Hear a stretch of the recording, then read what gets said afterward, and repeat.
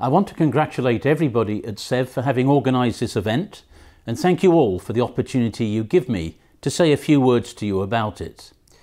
Above all, your meeting seems to me to address the right questions in the right place at the right time.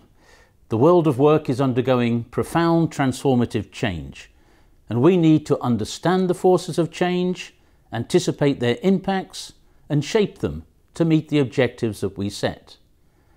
And if we fail to assume the responsibility of building the future of work that we want through timidity, inertia, or perceived self-interest, then we are condemned to undergo the future that others decide for us.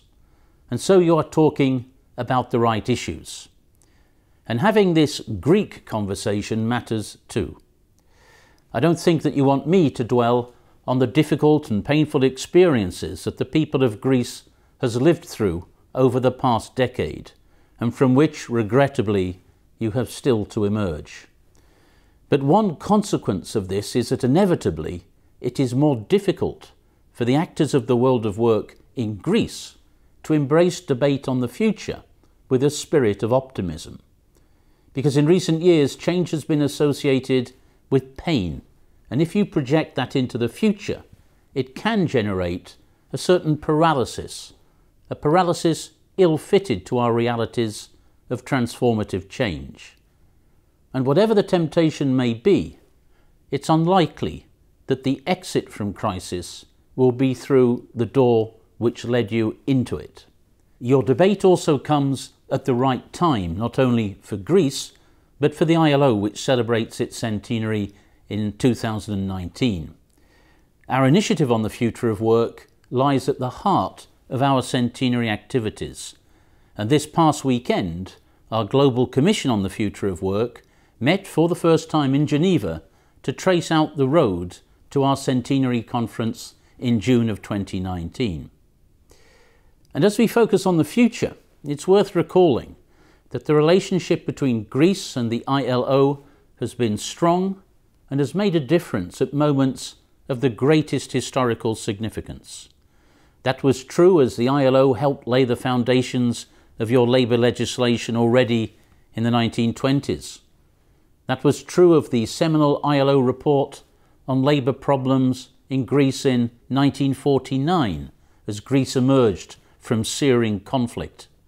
And that was true of the ILO Commission of Inquiry on Greece during the dictatorship of the 1970s, and our role in the reforms that followed. And I have considered that living up to the ILO's responsibilities to Greece required us to establish a presence in Athens and to offer our fullest support to the government, employers and workers of Greece as you have tackled the formidable challenges of the last 10 years. Ladies and gentlemen, if there is one common theme in the work that we have done together in that period, and we have tackled many subjects, undeclared work, training, enterprise promotion, for example, that common theme is the role of social dialogue. The crisis that broke in Europe around 2008 has been a stress test for social dialogue, and in some countries it has badly damaged or broken such dialogue.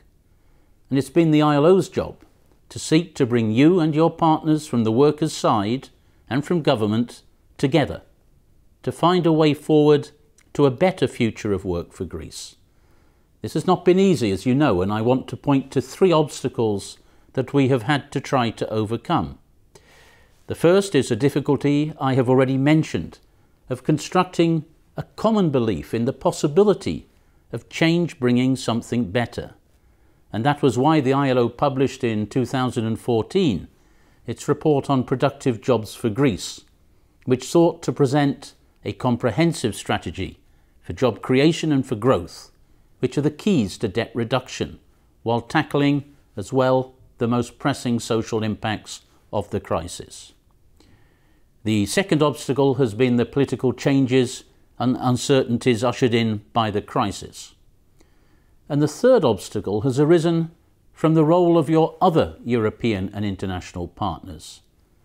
Stated simply, if decisions taken by those partners and translated into operational policy conditionalities sometimes without full regard to obligations under international labour standards, preempt and effectively close down the space for meaningful social dialogue, then the risk is that the process of dialogue is emptied of content and of purpose.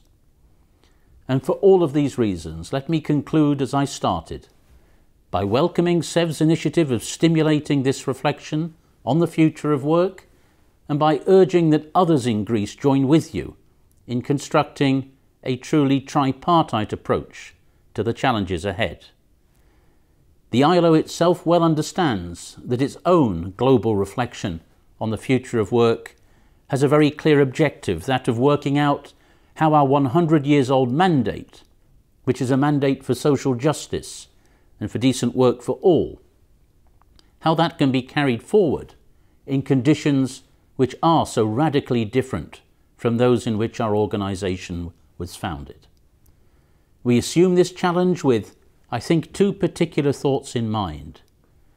The first is that while our mandate remains unchanged, we should not make the mistake of assuming automatically that the tools, the institutions, and the policy settings that worked well yesterday will necessarily work tomorrow.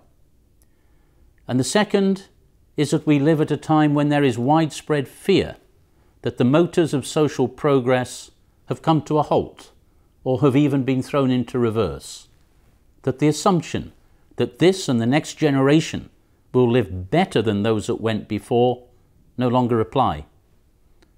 And this growing sense of injustice and of unfairness, be it real or perceived, should concern us all and should focus our minds on the task of building a future of work with social justice.